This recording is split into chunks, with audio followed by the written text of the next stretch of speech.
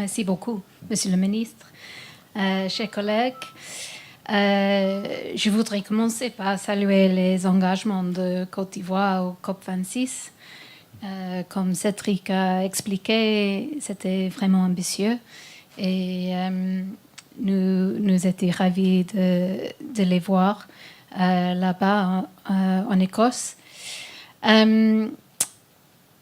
C'est vrai, nous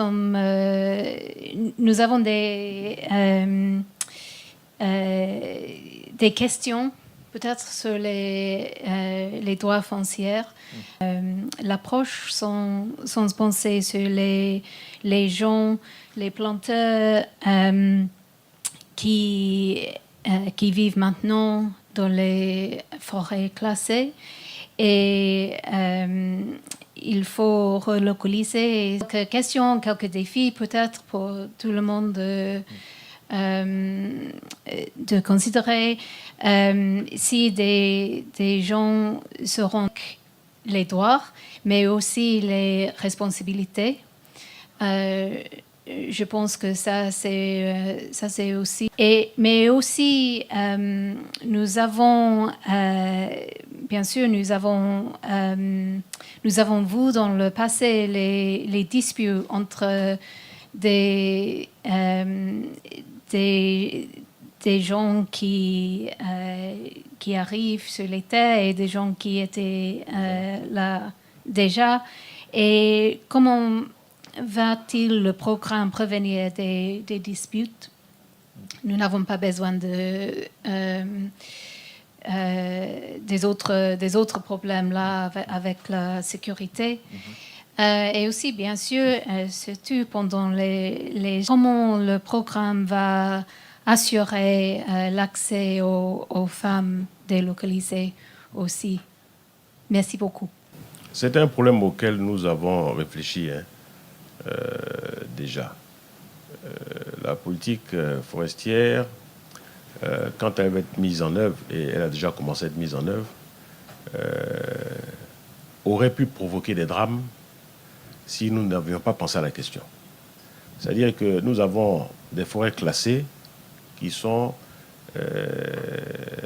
où se sont introduits des personnes qui ont commencé des plantations et qui sont installées. Lorsque je dis que 13% seulement des forêts sont actuellement résiduelles dans les forêts classées, donc ça veut dire qu'il y a 87%. Si mes calculs sont bons, c'est ça, non? Oui. 87% d'occupation illégale dans ces forêts. Donc, dans un premier temps, il fallait faire un inventaire. C'est-à-dire avoir une cartographie, non seulement de l'occupation des sols, mais du nombre de personnes introduites dans les forêts classées, donc des chefs d'exploitation. Il y a deux types de chefs d'exploitation, ou bien de personnes infiltrées dans les forêts classées. Il y a des Ivoiriens, gens d'origine, qui sont infiltrés dans les forêts classées. Et il y a des étrangers qui sont infiltrés également dans les forêts classées. Chez les Ivoiriens infiltrés dans les forêts classées, ce sont des familles qui sont déplacées, pour la plupart. Pour les étrangers infiltrés dans les forêts classées, ce n'est pas entièrement la même chose. C'est-à-dire que ce ne sont pas des familles qui sont déplacées. Très souvent, ce sont des exploitants qui utilisent les travailleurs. Alors, si l'on devait expulser ces personnes, si l'on doit expulser ces personnes, c'est ce qu'il faudrait faire. Il faudrait les expulser, libérer les terres, planter des arbres. C'est ce qu'il faudrait faire. Mais pour les Ivoiriens, qui ne sont pas dans leur région d'origine, vous les expulsez, vous leur demandez d'aller où? Est-ce que vous leur demandez de retourner dans leur région d'origine? Et vous créez des conflits communautaires. C'est ce qui va arriver. Pour les étrangers, vous allez dire aux étrangers, on vous expulse, retournez chez vous. 90% viennent du Burkina. Il y en a qui sont installés en Côte d'Ivoire depuis 20 ans, qui ne connaissent même pas le Burkina. Vous allez aller créer des problèmes au Burkina. Et à ces personnes-là. Alors, est-ce que ces étrangers, vous allez leur dire, bon, on va vous installer sur des terres communautaires et vous allez en devenir propriétaire?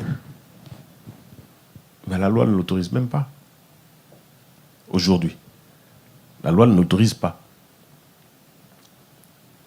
Donc, ce que nous avons dit, c'est que l'État prend sur lui de réserver une partie de sa propriété privée, l'État, pour relocaliser ces personnes.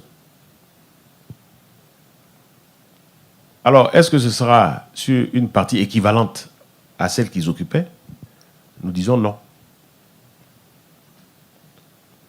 Mais pour qu'ils aient une équivalence en termes de production, il faut qu'ils produisent mieux. Alors, on parlait des 400 kilos à l'hectare. Celui qui va produire 1,5 tonne à l'hectare, il a besoin de 3 à 4 fois moins de terre pour faire la même chose. Donc, c'est ce à quoi on doit arriver. Faire en sorte que ces personnes relocalisées produisent mieux, mais qu'elles soient contraintes à un minimum de conditions pour que nos objectifs de reboisement soient atteints.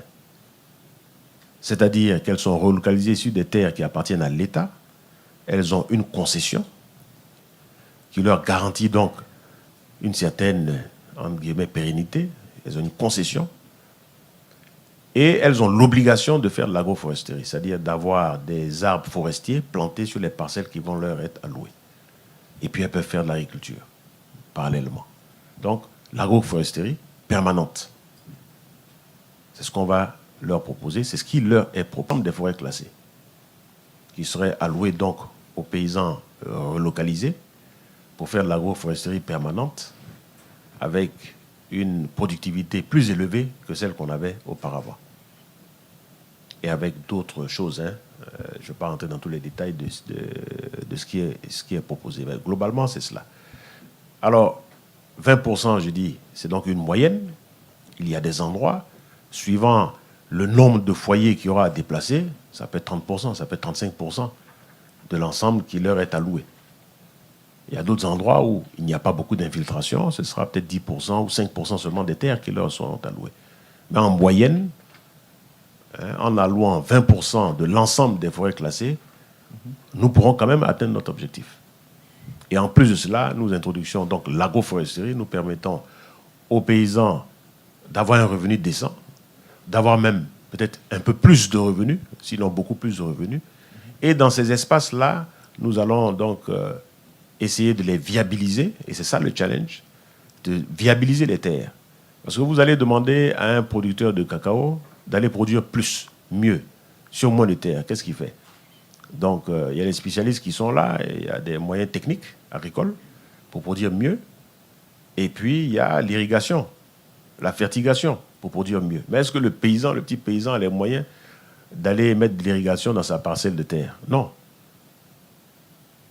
Donc, c'est tout cela, avec les partenaires de l'industrie du chocolat, avec les partenaires financiers, que nous devons mettre en place pour viabiliser ces terres-là, pour permettre à ces agriculteurs d'arriver à être des agriculteurs modernes et productifs. Voilà, c'est tout cela que nous sommes en train de discuter avec nos partenaires. Et nous allons lancer des programmes pilotes qui vont permettre de mettre en œuvre, voilà, de mettre en œuvre cette politique-là.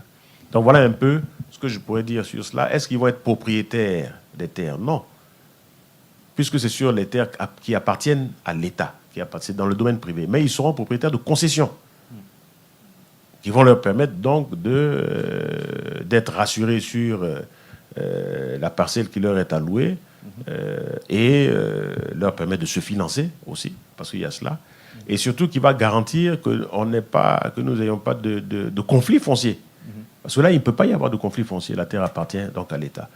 Mais ce qui nous a été... On donne une prime à l'illégalité. Des gens sont introduits dans les forêts classées de façon illégale. Ils sont pour faire l'agriculture moderne et tout. Et les communautés locales attributaires de terres sur le domaine privé de l'État. Voilà. Nous sommes en train de monter ce projet-là sur la forêt de Gouindébé, qui est à l'ouest. Donc, qui est le modèle même, ou l'endroit même où il y aurait le plus de conflits communautaires, où il y en a eu déjà, avec beaucoup de morts. Et donc, ce modèle est en train d'être mis en place dans la forêt de Gouindébé pour justement montrer que c'est possible de le faire avec la participation des communautés locales, des communautés allochtones et allogènes, pour trouver une solution pour tout le monde. Voilà, donc c'est en train d'être fait.